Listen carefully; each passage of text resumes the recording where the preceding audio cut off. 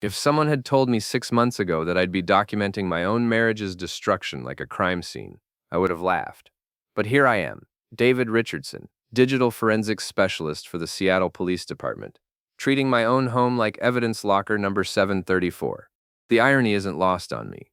I spend my days analyzing deleted texts, recovering hidden files, and piecing together digital breadcrumbs that criminals thought they'd erased forever. Turns out, the biggest case of my career was happening right under my own roof. It started with the bake sale. Sarah was in the kitchen, flour dusting her apron, preparing her famous chocolate chip cookies for the neighborhood fundraiser. Her sister Monica had been staying with us for 3 weeks, allegedly between apartments, though she seemed awfully comfortable sprawled across our leather couch and designer yoga pants that cost more than my monthly car payment. "David, honey, could you grab more vanilla from the pantry?" Sarah called out, her voice carrying that forced cheerfulness she'd adopted since Monica's arrival. I paused in the doorway, watching them work side by side. Monica's laugh tinkled like wind chimes as she whispered something in Sarah's ear. There was something off about the scene. Too intimate, too conspiratorial. Monica's perfectly manicured fingers lingered on Sarah's wrist longer than necessary. "Sure thing," I replied, grabbing the vanilla extract while studying their body language. In my line of work, you learn to read people. Monica's posture screamed territorial, like she was marking her space in my kitchen.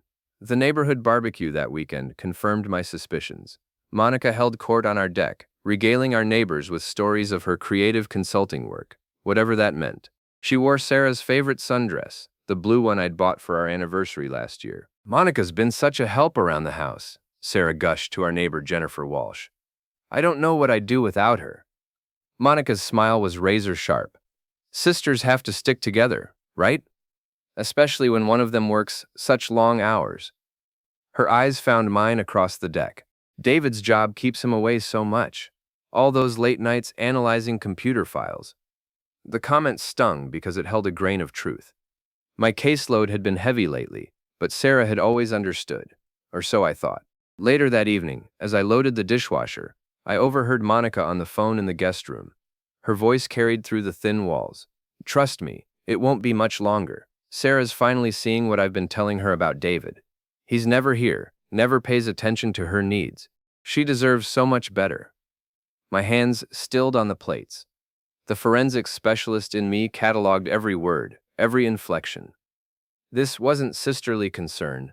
This was manipulation. Over the next few days, I watched Monica work her poison with surgical precision.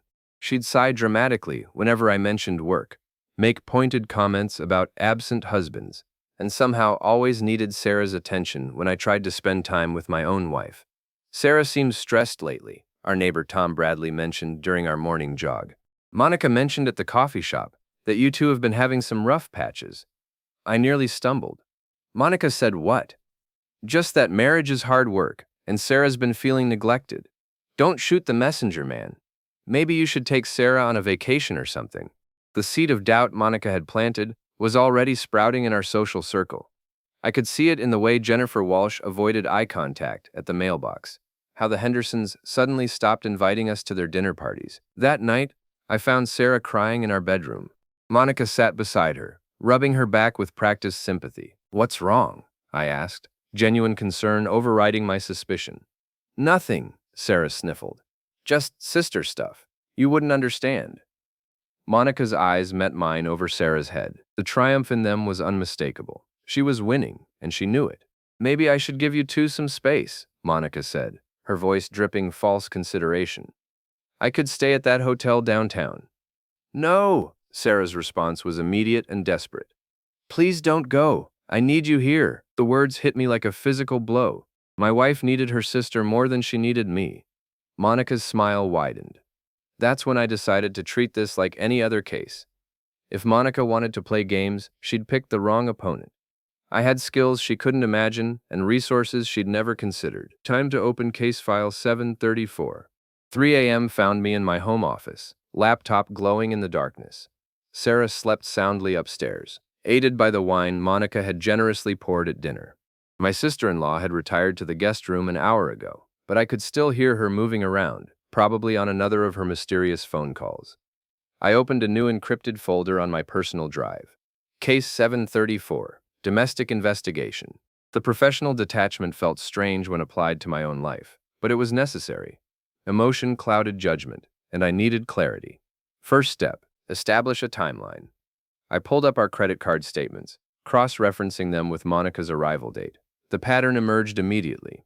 Expensive dinners charged to our account, premium spa treatments, designer clothing purchases, all coinciding with Sarah's newfound girls' days with her sister. But it was the location data that really caught my attention.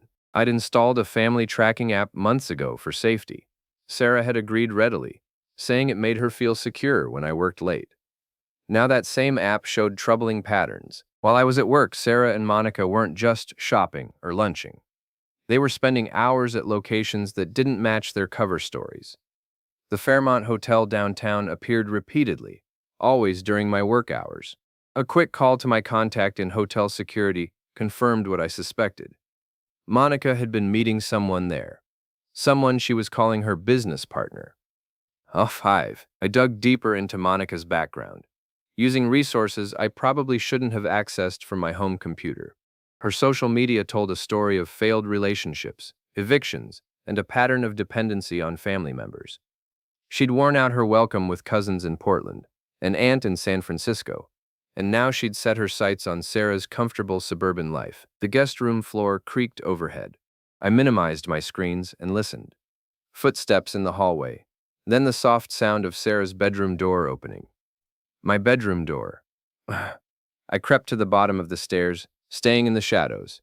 Monica's voice drifted down, barely a whisper. "Sarah, are you awake? I had another nightmare about David." My blood ran cold. Nightmare about me? What kind of nightmare? Sarah's voice, groggy but concerned. He was angry again, like when he gets home from those crime scenes. You know how he looks at you sometimes? Like he's analyzing you, looking for evidence of something. It's not healthy, Sarah. The way he watches you, questions where you've been. I'd never questioned Sarah's whereabouts, never looked at her with anything but love. But Monica's words were crafted to exploit Sarah's insecurities about my job, her occasional discomfort with the darker aspects of my work.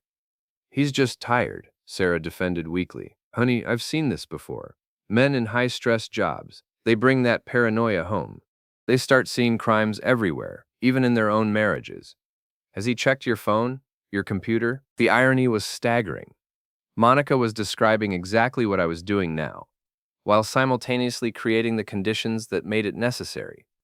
"Sometimes I feel like he doesn't really see me anymore," Sarah admitted. "Like I'm just another case file to him." Monica's response was swift and poisonous. "You deserve someone who sees you as a woman, not a suspect. Someone who makes you feel alive again." I'd heard enough.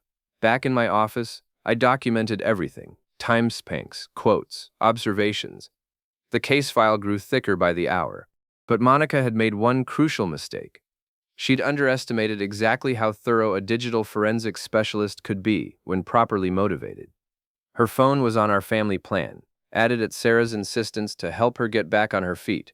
That gave me access to her cloud backups, her location history, and most importantly, her deleted messages. What I found there changed everything. The deleted messages painted a picture that made my stomach turn. Monica wasn't just manipulating Sarah. She was orchestrating a complete character assassination campaign against me throughout our social circle. "David's getting more controlling every day," read one message to Jennifer Walsh. "Sarah's afraid to tell him where she goes. He checks the mileage on her car." Another, to Tom Bradley's wife Lisa. "I'm worried Sarah might be in danger. David has access to all those crime scene photos, and lately he's been talking about perfect murders a lot. Sarah thinks he's just venting about work. But I've seen this pattern before. I'd never discussed crime scenes at home, never mentioned perfect murders. Monica was constructing an elaborate fiction, and our neighbors were buying it wholesale. The most damaging messages were in a group chat Monica had created with several neighborhood wives, titled Concerned Friends. She'd positioned herself as Sarah's protector, sharing carefully edited stories about my suspicious behavior. "Found David going through Sarah's purse last night. When I asked what he was looking for, he got really aggressive. Sarah made excuses for him, but I could see she was scared. Sarah had bruises on her arms yesterday. She claims she fell, but they looked like finger marks to me. I took photos just in case." My hands shook as I read that last one. Monica had actually photographed Sarah's arms, after her sister had helped her move furniture. Bruises I'd kissed and fussed over, worried that Sarah had hurt herself. Now they were being weaponized against me. The group chat responses were a Greek chorus of suburban outrage. Jennifer Walsh. We should document everything. Poor Sarah. Lisa Bradley. I knew something was off about David. He always seemed too intense. Rebecca Henderson. Should we call someone? This sounds serious. Monica's reply was perfectly calculated. Sarah made me promise not to involve authorities. She's terrified of how David might retaliate. His job gives him connections with police who would believe her over him. I was being painted as a corrupt cop with violent tendencies, and Monica was using my own profession against me. Brilliant and utterly ruthless, but she'd made a critical error. Every deleted message, every manipulated photo, every lie was now documented in my case file. And unlike Monica, I actually knew how to build an airtight case. The next morning, I tested my theory. At the coffee shop where our neighborhood crowd gathered, conversations died when I approached. Jennifer Walsh suddenly remembered an urgent appointment. Tom Bradley gave me a curt nod, instead of his usual friendly greeting. "Everything okay, Tom?" I asked. His discomfort was palpable. "Yeah, just, you know how it is. Busy morning." Lisa Bradley appeared at his elbow, her expression cold. "We should go, honey. Don't want to keep the Hendersons waiting." They left without another word. I was being systematically isolated, cut off from friendships I'd cultivated for years. Monica's poison was working. That evening I confronted Sarah directly. "I feel like there's distance between us lately. Is everything okay?" Sarah's eyes darted to Monica, who was conveniently folding laundry in the adjacent room, close enough to monitor our conversation. "I'm fine, David. Just tired. Maybe we should plan a weekend away. Just the two of us." Monica's voice drifted from the laundry room. "Oh, that sounds lovely. I could use some time to explore the city anyway." The presumption was breathtaking. Our romantic getaway had somehow become a group vacation. "Actually," I said carefully, "I was thinking just Sarah and I." The silence stretched uncomfortably. Sarah fidgeted with her wedding ring. "I don't know if I'm ready for that," she finally admitted. "Monica's been helping me work through some things." "What things?" "Marriage things. Personal things. You wouldn't understand." Monica appeared in the doorway, her expression sympathetic but triumphant. "Sarah's been doing a lot of self-reflection lately. It's important for women to have space to grow. In their own marriages? Especially in their own marriages." Monica's smile was sharp as a blade. "Sometimes we need outside perspective to see clearly." That night, I expanded case file 734. Screenshots, audio recordings, location data, financial records, everything carefully documented and encrypted. Monica thought she was playing chess, but she didn't realize I'd been studying the board for weeks. Time to make my first move. I chose the Hendersons' anniversary party as my venue. The entire neighborhood would be there, including the women from Monica's Concerned Friends group chat. If Monica wanted to play the gossip game, I'd show her how it was really done. The party was in full swing when I arrived, fashionably late and armed with a tablet loaded with evidence. Sarah and Monica had arrived earlier, Sarah looking radiant in a new dress I didn't recognize, Monica hovering protectively at her side. "David!" Rebecca Henderson greeted me with forced enthusiasm. "So glad you could make it. How's work?" "Fascinating, actually.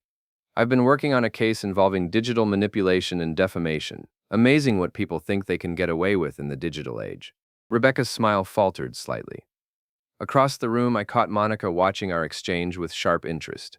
I worked the room methodically, making casual conversation while planting seeds of doubt. To Tom Bradley. "Funny how rumors spread these days. Social media makes it so easy to take things out of context." To Jennifer Walsh. "I'm giving a presentation next week on how to identify fake digital evidence. You'd be surprised how easy it is to manipulate photos and messages."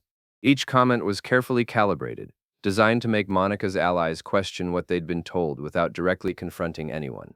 Let them wonder. Let them doubt. The evening's climax came during Rebecca's toast to her marriage. As glasses were raised and sentimental words were spoken about love and trust, Monica chose that moment to make her move. "Speaking of marriage," she announced, her voice carrying across the suddenly quiet room, "I think it's important to support our friends when they're going through difficult times." Her arms slipped around Sarah's shoulders in a gesture of protection that made my wife look small and vulnerable. "Sarah's been so brave lately, working through some personal challenges. It takes courage to admit when a relationship isn't meeting your needs." The room fell silent. This was it, Monica's public declaration of war. timed for maximum impact and audience. I set down my wine glass and smiled. You're absolutely right, Monica. It does take courage to face the truth about relationships. I pulled out my tablet, fingers moving across the screen. In fact, I've been doing some relationship analysis myself lately. Monica's confidence flickered for just a moment. Everyone here has smartphones, right? I'm going to send you all something interesting. A little digital forensics demonstration. Phones began buzzing around the room. I'd sent them Monica's deleted messages, the real ones, with timestamps and metadata intact. Her lies about me, her manipulation of Sarah, her calculated campaign of character assassination. Jennifer Walsh gasped audibly. Tom Bradley's face darkened as he read. Rebecca Henderson looked from her phone to Monica with growing horror. This is... Lisa Bradley started, then stopped, staring at Monica in disbelief. These are private messages that were illegally obtained, Monica said. But her voice lacked conviction. She was smart enough to know that the content mattered more than the method of acquisition in the court of public opinion. Actually, I replied calmly, these are messages from a phone on my family plan, recovered from cloud backups I legally access. Standard digital forensics procedure. Sarah was reading over Jennifer's shoulder, her face growing pale as she recognized the scope of her sister's deception. Monica, she whispered, you told them that I was protecting you. Monica's composure cracked. You were too blind to see what was happening. He's controlling, manipulative. No, Sarah's voice was stronger now. You are. The room watched in fascination as the truth unfolded in real time. Monica's carefully constructed narrative collapsed under the weight of evidence, and Sarah finally saw her sister's manipulation for what it was. I think you should leave, Sarah said quietly. Tonight. Monica's mask slipped completely. You're making a mistake, Sarah. He'll destroy you just like he's destroyed me tonight. The only thing destroyed here is your credibility, I replied. And you did that all by yourself. As Monica gathered her things and called a rideshare, our neighbors began approaching us with apologies and embarrassed explanations. The tide had turned completely, but I knew Monica wouldn't go quietly. This was just the beginning. Monica's revenge came swift and vicious. If she couldn't have Sarah's life, she'd make sure no one could enjoy it. The first sign was the anonymous tip to my department's Internal Affairs Division. Someone had reported that I was using police resources for personal investigations, accessing databases without authorization, and potentially engaging in domestic surveillance. Captain Rodriguez called me into her office 3 days after the Henderson party. David, we need to talk about some allegations that have been made against you. My stomach dropped, but I kept my expression neutral. What kind of allegations? Misuse of department resources, unauthorized database access, violation of privacy laws. The complainant provided what appears to be evidence of you conducting surveillance on family members. She slid a folder across her desk. Inside were screenshots of my case file 734, somehow obtained and presented without context. My careful documentation looked damning when framed as illegal surveillance. I can explain. I'm sure you can. But right now, I need you to take administrative leave while we investigate. Turn in your badge and department equipment. The humiliation burned. Monica had struck at the heart of my professional identity, using my own thoroughness against me. But her campaign didn't stop there. Sarah came home that evening in tears, having been fired from her position at the nonprofit where she'd worked for 5 years. They said someone sent them information about my unstable home situation, she sobbed. Photos of my bruises from when we moved furniture, taken out of context. Anonymous reports about David's violent tendencies and how it might affect my judgment working with vulnerable families. Monica had weaponized every piece of innocent evidence, twisting it into a narrative of domestic abuse. Even though Sarah now understood the manipulation, the damage was done. Her reputation was shattered. The final blow came when we were asked to leave our church. Pastor Williams called personally, his voice heavy with regret. David, I've known you both for years, and this is difficult for me, but several congregation members have expressed concerns about safety. There are children involved, and we have to prioritize their well-being. What concerns? What are people saying? That you've been investigated for domestic violence, that Sarah's been seen with suspicious injuries, that there was some kind of confrontation at the Henderson party. I know there are always two sides to every story, but the board feels it's best if you both take some time away from the church community. Monica had poisoned every aspect of our lives, professional, social, spiritual. She'd turned my own skills against me, and used Sarah's trust to gather ammunition for a scorched earth campaign. That night, Sarah and I sat in our living room, surrounded by the wreckage of our social connections.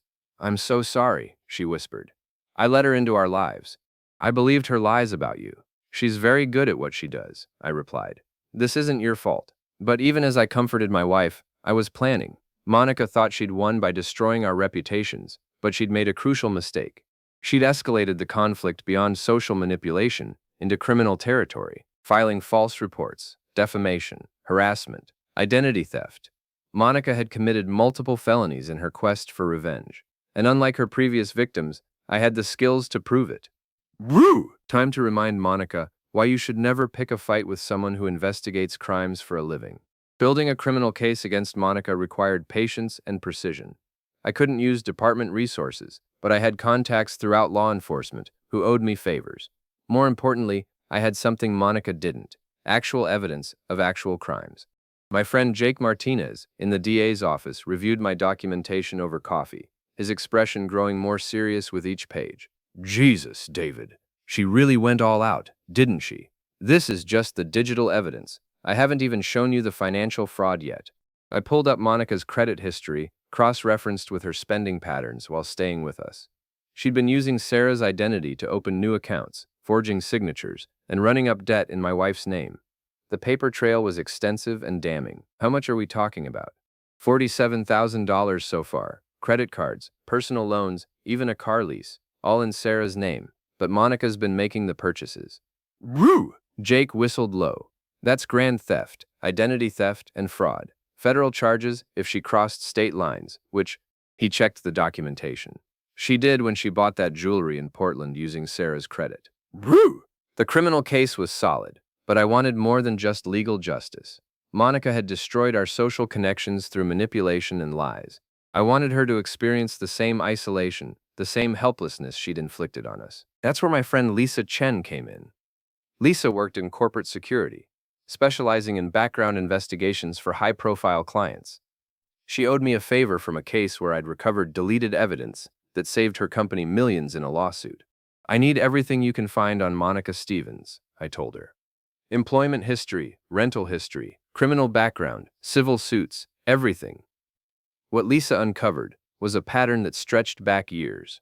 Monica was a professional victim, moving from city to city, family member to family member, leaving destruction in her wake.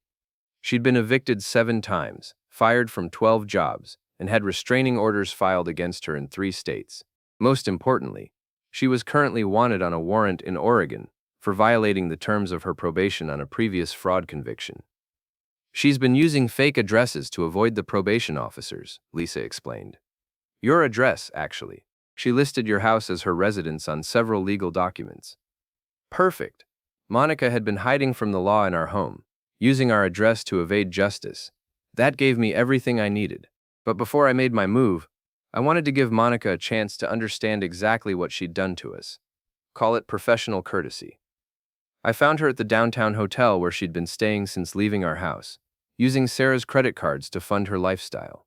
She was in the lobby bar, chatting up a well-dressed businessman who looked old enough to be her father. "Monica, we need to talk." She turned, her face cycling through surprise, anger, and finally settling on defiant amusement.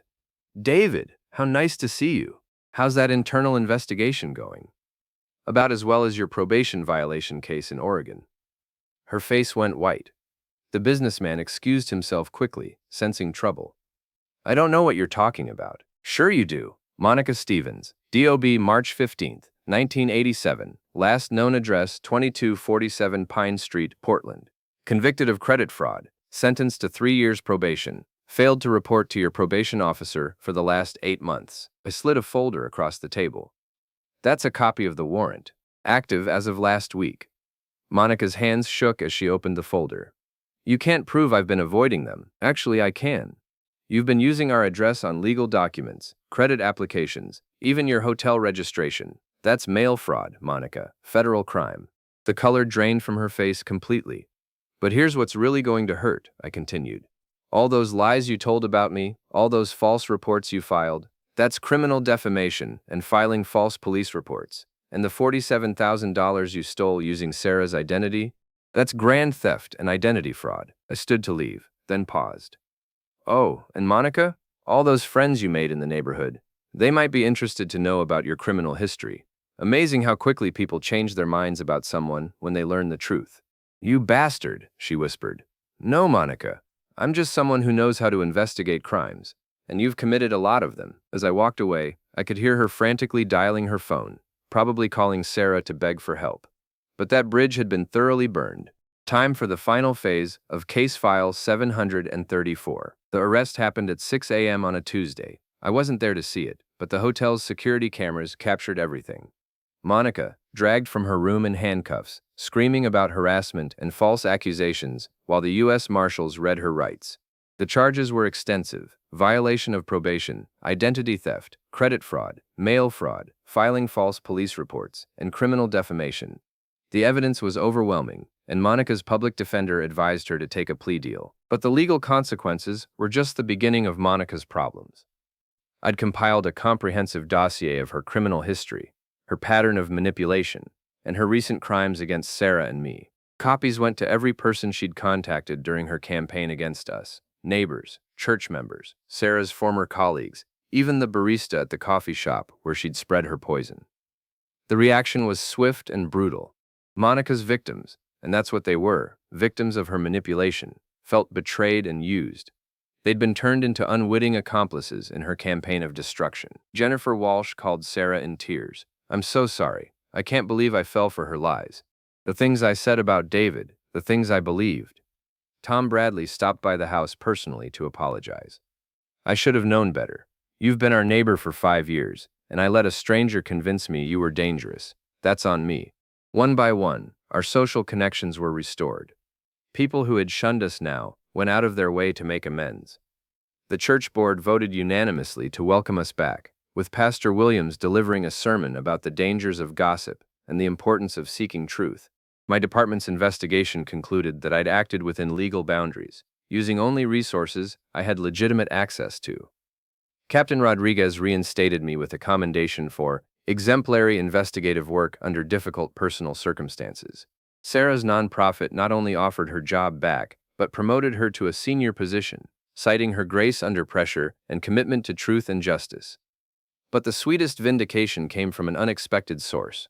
Monica's previous victims began reaching out, having seen news coverage of her arrest. Her cousin in Portland, her aunt in San Francisco, even her former roommate in Denver, all of them had similar stories of manipulation, theft, and character assassination. She destroyed my marriage, her cousin told me over the phone. Convinced my husband I was cheating, turned our friends against us. By the time I figured out what she was doing, it was too late. She stole my identity and ruined my credit, added her former roommate. I'm still paying off debts she created in my name. A pattern of predatory behavior spanning years in multiple states. Monica wasn't just a troubled family member. She was a career criminal who specialized in psychological manipulation. The final piece of justice came when the judge sentenced Monica to 5 years in federal prison, with restitution ordered for all her victims. She'd serve at least 3 years before being eligible for parole. As she was led away in shackles, Monica caught sight of me in the courtroom gallery. Her eyes burned with hatred and defeat. This isn't over, she mouthed silently. I smiled and tapped my badge. Yes, it is. 6 months later, Sarah and I were hosting our own anniversary party. The same neighbors who had once shunned us now filled our backyard, celebrating not just our marriage, but the triumph of truth over manipulation. To David and Sarah, Tom Bradley raised his glass, for showing us the importance of standing by the people we know and love, even when others try to convince us otherwise. The toast was echoed around the deck. Jennifer Walsh hugged Sarah tightly, whispering another apology. Rebecca Henderson brought homemade cookies, joking that she hoped they were better than the drama she'd served at her last party. But the real victory wasn't the restored friendships or the vindication of our reputations. It was the strength Sarah and I had found in facing the crisis together. I keep thinking about what might have happened if you hadn't been so thorough, Sarah said, as we cleaned up after the guests had gone. If you hadn't documented everything, if you hadn't known how to investigate her properly. Monica was counting on that, I replied. She thought she could manipulate us, like she had everyone else. She didn't realize she'd picked a fight with someone who investigates liars for a living. Sarah laughed, then grew serious. I'm ashamed of how easily I fell for her manipulation. My own sister, and I let her convince me that you were the problem. She's very good at what she does. That's why she's been getting away with it for years. Not anymore. That was true. Monica's arrest had made national news as part of a larger story about family financial fraud. Her methods were being studied by law enforcement agencies, and her victims were finally getting justice. My phone buzzed with a text from Jake Martinez. Monica's parole hearing got denied. She'll serve the full 5 years. Thought you'd want to know. I showed the message to Sarah, who smiled with satisfaction. Good. Maybe she'll use the time to think about the lives she's destroyed. Or she'll spend it planning her next con. People like Monica don't change. They just get more careful. But that was a problem for future law enforcement officers. My case file 734 was officially closed. As we turned off the lights and headed upstairs, I reflected on the lessons learned. Trust, once broken, could be rebuilt with patience and truth. Justice might be slow, but it was thorough. And sometimes, the best defense against manipulation was simply knowing how to investigate. Monica had tried to destroy our marriage, our friendships, and our reputations. Instead, she'd made them all stronger. She'd underestimated the power of truth and the determination of someone who refused to be a victim. In